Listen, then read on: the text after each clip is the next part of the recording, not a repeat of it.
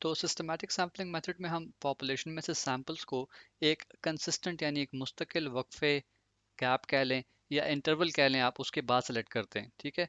तो इसकी एग्जांपल ऐसी होगी कि फ़र्ज़ करें हमारी बिस्किट्स बनाने की एक फैक्ट्री है और इसमें हम क्वालिटी एश्योर करने के लिए डिसाइड करते हैं कि हर 10th नंबर पे जो बिस्किट का बॉक्स बन के आ रहा होगा उसको आपने चेक करना है कि उसकी क्वालिटी ठीक है या ठीक नहीं। और ये अमल जो है वो कंसिस्टेंटली पूरा महीना चलता है। हर 10th नंबर पे बनने वाले बिस्किट का बॉक्स जो है वो ओपन होता है और उसको चेक किया जाता है। ठीक है।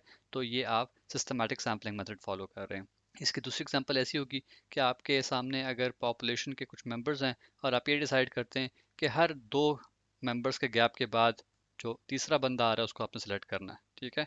तो ये भी सिस्टमेटिक सैम्पलिंग कहलाई जाएगी। तो हर आप देख रहे हैं कि 2 बंदों के गैप के बाद आप एक बंदा सेलेक्ट कर रहे हैं। ठीक है।